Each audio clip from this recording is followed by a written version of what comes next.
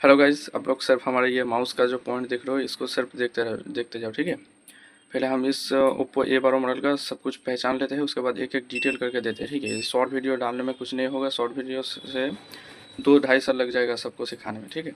तो पहले ये देखो, ये है यार स्पीकर, ठीक है। ये है सिम का बॉक्स, ये है चार्जर IC, ये है वन ऑफ वॉल्यूम की, ये LCD लाइट है, ठीक है। और ये है चिपसेट, ये मीडियाटेक का चिपसेट है। और ये है ऑडियो IC, ये है रैम, ये है पावर की, ठीक है।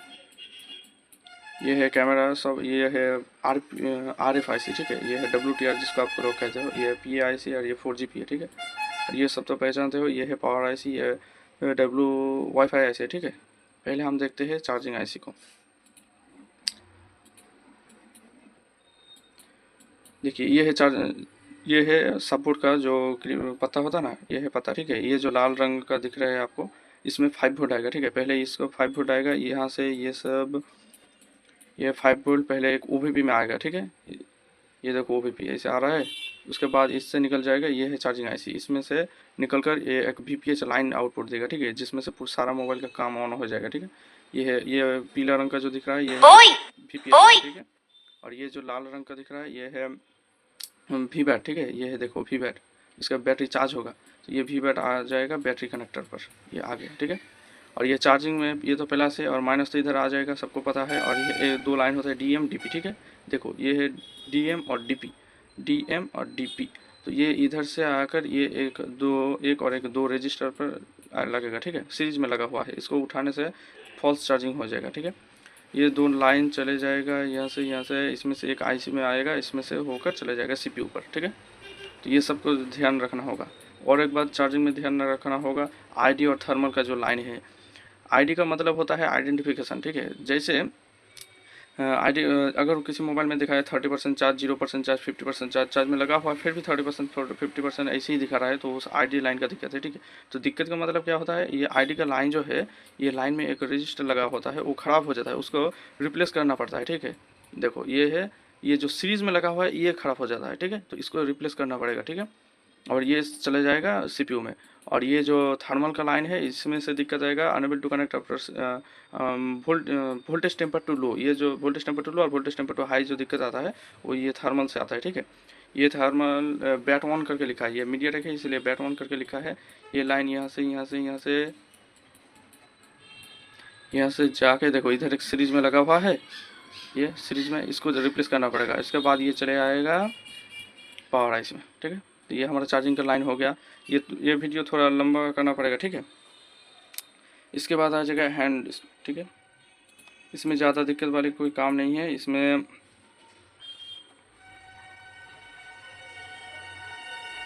ये देखो, ये 4 ठो लाइन है, ठीक है। ये वाला, इसको सिर्फ देखना पड़ेगा ये सब कुछ सही है या नहीं, ठीक है। ये पावर IC में जाएगा। ज़्यादातर दिक्कत हो जाता है ये दोनों में, ठीक है। WhatsApp message from Vision GS 2.0 at Vision Academy Bongla। ये जो रजिस्टर कॉयल जैसा लगा हुआ है, 0 ओम का होता है, ठीक है। तो इसको ज़्यादातर समय इसको उठाकर शॉर्ट करना पड़ता है, ठीक है, तब ये ठीक हो जाता है। और अगर फिर इसको शॉर्ट करने में नहीं होता है तो ये चेंज करना पड़ेगा, ठीक है। ज़्यादातर समय ये दोनों को देखना पड़ेगा, ठीक है। इसके बाद आता है LCD लाइट, ठीक है। लाइट का जो दिक्कत आता है कभी कभी, देखो पहले ये है हमारा लाइट IC, ठीक है, 6 पिन वाला। तो ये है हमारा चार्जिंग IC। चार्जिंग में आप लोगों को हमने जब बोला पीला रंग का VPH आता है, सब मोबाइल को ऑन करता है, ये VPH चले जाएगा इस IC पर। ये डायोड से हो चुके, ये कॉइल से होकर चले जाएगा। तो ये VPH चलेगा, ये LCD एनोड है और कैथोड है, ठीक है। तो ज़्यादातर समय ये कॉइल ख़राब हो जाता है, नहीं तो ये डायोड ख़राब हो जाता है। चार्जिंग लाइट IC बहुत कम ही समय ख़राब होता है, ठीक है। इसको बस सब कुछ ठीक से माप लेना, ठीक है। और इसमें वोल्टेज का जो मापना का काम है वो है इधर, LCD एनोड जो है इसमें 4.2 की तरह आएगा, और LCD कैथोड में कुछ नहीं आएगा। जब आप मापोगे, जब डिस्प्ले लगाओ तभी इसमें आएगा, नहीं तो अदरवाइज़ नहीं आता है, ठीक है। ये सब ध्यान रखना, पर दोनों में वैल्यू ठीक आएगा, जैसे 400 450 करके आएगा, ठीक है। उसके बाद हम देखते हैं LCD, ठीक है। ग्राफिक्स का जो कभी कभी दिक्कत आता है, तो ये है हमारा चार्जिंग IC। ये चार्जिंग IC से होकर ये है ग्राफिक्स IC। इसमें VPH पहले आएगा, इसमें 2 लाइन आएगा, VSP और VSN। VSP, P का मतलब पॉजिटिव, N का मतलब नेगेटिव। तो इसमें +5 वोल्ट आएगा, इसमें -5 वोल्ट आएगा, ठीक है। ये दोनों लाइन चले जाएगा डायरेक्ट ये डिस्प्ले कनेक्टर में, ठीक है। देखो 1 और 3 नंबर में आ गया, ठीक है। इसके बाद इधर देखना होता है और 3 ठो लाइन आता है, 1.8 का लाइन आता है और LCD TO RST सब आता है। इसमें कोई दिक्कत नहीं होता है। ज़्यादातर समय ये दोनों में से एक VSP प्लस का जो लाइन होता है इसमें ज़्यादातर समय वोल्टेज नहीं आता है, तो उसको IC को चेंज करना पड़ता है, ठीक है। और ये 1.8 शॉर्ट हो जाएगा तो नहीं होगा, तो ये सब देखना पड़ेगा। और उसमें से ये 10 ठो लाइन आता है, MIPI लाइन। ये लाइन का अगर दिक्कत हुआ तो डिस्प्ले लाल पीला हरा ऐसे करके रंग हो जाएगा, ठीक है। सबको सही चलेगा पर वो डिस्प्ले का कलर चेंज होगा। तो ये CPU से हो तो कनेक्टेड है। देखिए ये इधर MIPI फिल्टर लगा हुआ है 5 ठो, 5 दूनी 10 ठो। ये सब डायरेक्ट चले जाएगा CPU में, देखो चले गया। तो अगर कुछ ऐसे हुआ तो डिस्प्ले लाल पीला हरा हो गया तो इसको उठा के शॉर्ट करना पड़ेगा, और नहीं हुआ तो देखना इसको CPU रिकॉल करना पड़ेगा। इधर आप कैसे मापोगे, तो ये हम इसकी 2 अलग एक वीडियो बनाएंगे ना, उसमें हम दे देंगे कि आप लोग कैसे समझेंगे इसको CPU रिकॉल करना पड़ेगा या ऐसे ही कोई दिक्कत है, ठीक है। उसके बाद हम आते हैं माइक स्पीकर, ईयर स्पीकर, ये सब में। तो देखिए ये है ईयर स्पीकर, ठीक है, कानों का। इसमें से एक लाइन आ रहा है, इसमें से एक लाइन आ रहा है। आपको हमने बोला ना ज़्यादातर समय दिक्कत होता है ये दोनों में, ये जो सीरीज़ में लगा हुआ है कोयल की तरह 0 ओम का, ये दोनों को उठा कर शॉर्ट करना पड़ेगा, ठीक है। ज़्यादातर समय ये दोनों का दिक्कत हो जाता है। उसके बाद अगर सब कुछ सही चल रहा है तो आपको ये IC को चेंज करना पड़ेगा। देखिए इसमें रास्ते में और कुछ नहीं है, डायरेक्ट ये पावर IC में घुस गया है, ठीक है।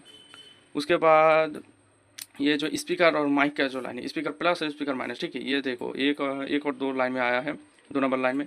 ये डायरेक्ट चले जाएगा यहाँ से ये इस वॉल्यूम IC, ठीक है।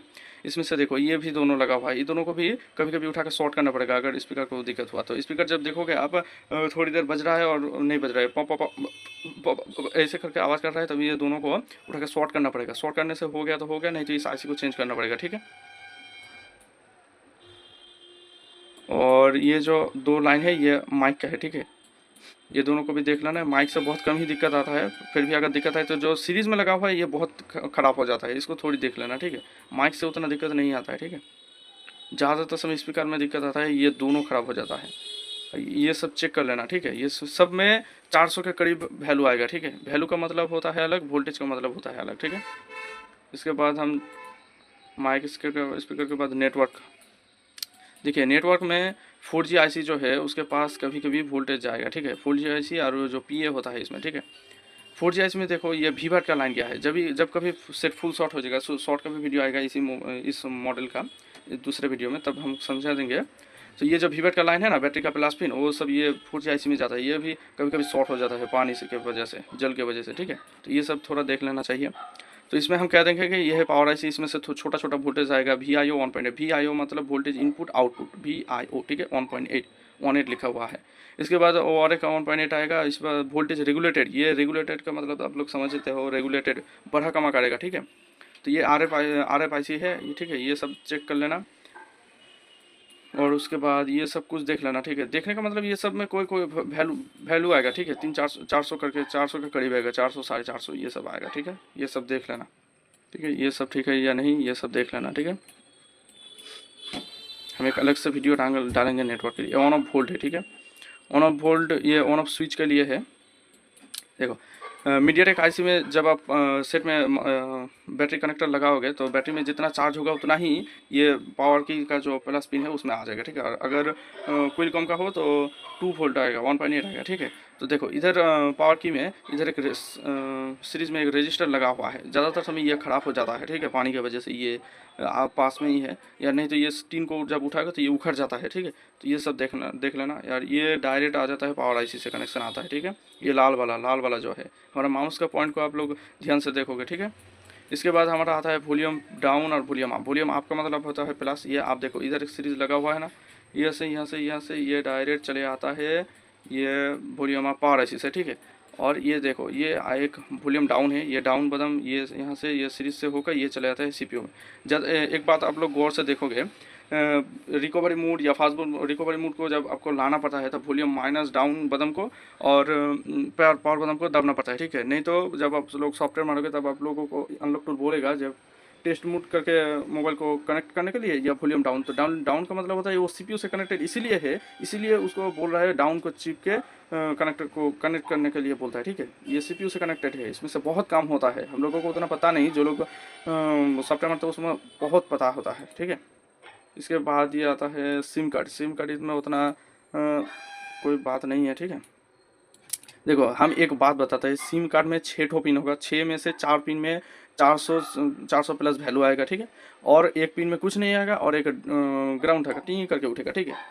और देखो इधर एक दोनों सिम कार्ड में ऐसे होता है, और एक होता है ये वाला, ये NTO-DT जब होता है, ठीक है। इसका मतलब होता है, देखो ये लगा हुआ है यहाँ से यहाँ से यहाँ से यहाँ से यहाँ से आके यहाँ से आके यहाँ से आके यहाँ तक, ठीक है। इसका मतलब होता है, देखो जब आप सिम कार्ड को लगाओगे तो ये जो पॉइंट होता है ना, ये पॉइंट ग्राउंड से कनेक्ट हो जाते हैं, तब आपका सिम सपोर्ट करेगा। अगर ये ग्राउंड से नहीं कनेक्ट हुआ तो सिम सपोर्ट नहीं करेगा, क्योंकि ये CPU से कनेक्टेड है। देखो ये लाइन यहाँ CPU से कनेक्टेड है।